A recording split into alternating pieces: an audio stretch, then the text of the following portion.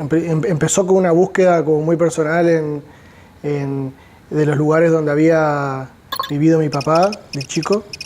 Ya cuando quise hacer mis primeros cortos, me encontré con que me faltaban conocer cosas de la vida de él y también me faltaba conocer como la relación que tenía yo con él. Y para eso empecé a buscar cómo había sido la adolescencia de mi papá en una de las aldeas, más puntualmente una aldea que se llama San Juan.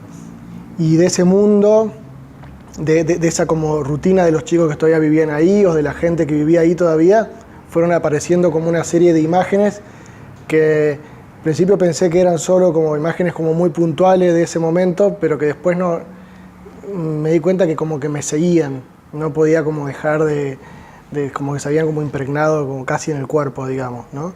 Y a partir de ahí fui como empezando el trabajo que hice posteriormente fue tratar de asociar esas imágenes y esos lugares.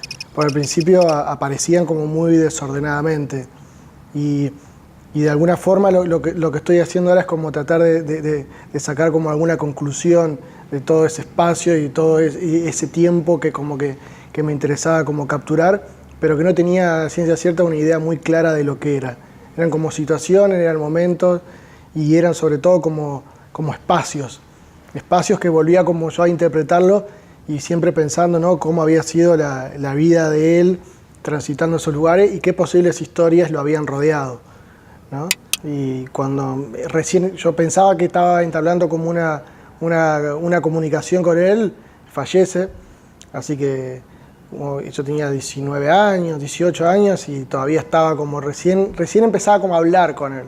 Antes había sido como una relación como mucho más como autoritaria y entonces cuando lo empezaba a conocer verdaderamente, él muere, entonces tuve que empezar como a recobrar como su figura a través de un camino como bastante solitario, porque mi familia mucho no hablaba y demás de eso, entonces como recorrí un camino mucho más solitario.